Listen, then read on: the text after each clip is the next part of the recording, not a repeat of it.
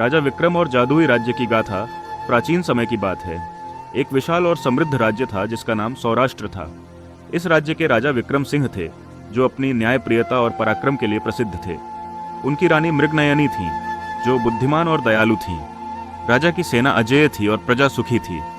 राजा विक्रम सिंह हर दिन दरबार में बैठकर अपनी प्रजा की समस्याएं सुनते और उनका हल निकालते।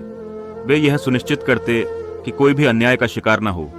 एक दिन एक वृद्ध स्त्री दरबार में आई और बोली, महाराज, मेरा बेटा गायब हो गया है। कोई जादूगर मेरे गांव में आया था और तब से ही वह लापता है। राजा ने तुरंत अपने महामंत्री वीरभद्र को बुलाया और इस रहस्यमयी घटना की जांच का आदेश दिया।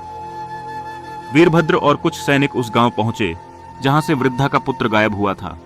गांव वालों ने बताया कि एक रहस्यमयी व्यक्ति काले कपड़े पहने, लंबी सफेद दाढ़ी वाला आदमी यहां आया था और उसने बच्चों को अद्भुत कहानियां सुनाई थीं। उसके बाद कई बच्चे लापता हो गए। वीरभद्र ने राजा को यह सूचना दी।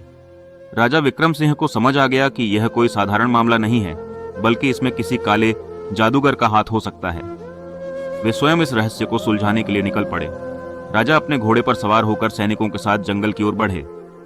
कुछ ही समय बाद उन्हें एक रहस्यमयी गुफा मिली। जैसे ही वे गुफा में प्रवेश करने लगे, वहां एक वृद्ध संत मिले।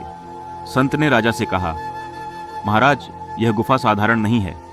यहाँ एक खतरनाक जादूगर कालसिद्ध रहता है, जिसने कई निर्दोष बच्चों को बंदी बना लिया है। उसे हराने के लिए आपको एक दिव्य तलवार की आवश्यकता होगी, जो हिमालय की चोटी पर स्थित महादेव मंदिर में है। राजा ने संत को प्रणाम किया और हिमालय की ओर प्रस्थान किया। राजा और उनके साथी कई दिनों तक घने जंगलों और बर्फीले पहाड़ों को पार कर अंततः महादेव मंदिर पहुंचे। वहां के पुजारी ने बताया, यह तलवार सिर्फ उसी को मिलेगी जो सच्चे हृदय से न्याय और धर्म की रक्षा के लिए इसे चाहता हो। राजा ने अपनी नीयत स्पष्ट की और तभी एक प्रकाश पुंज प्रकट हुआ। एक दिव्य तलवार हवा में तैरने लगी और धीरे धीरे राजा के हाथों में आ गई। राजा ने तलवार उठाई और महादेव को प्रणाम कर वापस लौटे। राजा विक्रम सिंह और उनकी सेना जादूगर की गुफा में पहुंचे। जैसे ही वे अंदर गए, एक विशालकाय काला नाग उनके सामने आ गया, लेकिन दिव्य तलवार के स्पर्श से ही वह जलकर राख हो गया।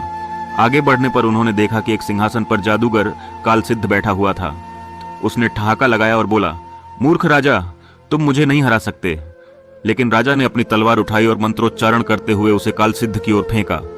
तलवार सीधे जाकर जादूगर के हृदय में समा गई और वह चिल्लाते हुए राख में बदल गया। गुफा में बंदी बनाए गए बच्चे मुक्त हो गए। राजा उन्हें वापस गांव ले गए, जहां पूरा राज्य उनकी जय जयकार करने लगा। राजा विक्रम सिंह ने जादूगर के खजाने को प्रजा के कल्याण के लिए उपयोग किया और पूरे राज्य में खुशहाली फैल गई। उनका नाम युगों तक लिया जाता रहा। इस प्रकार सौराष्ट्र राज्य एक नए स्वर्ण युग में प्रवेश कर गया और राजा विक्रम सिंह का नाम इतिहास में अमर हो गया।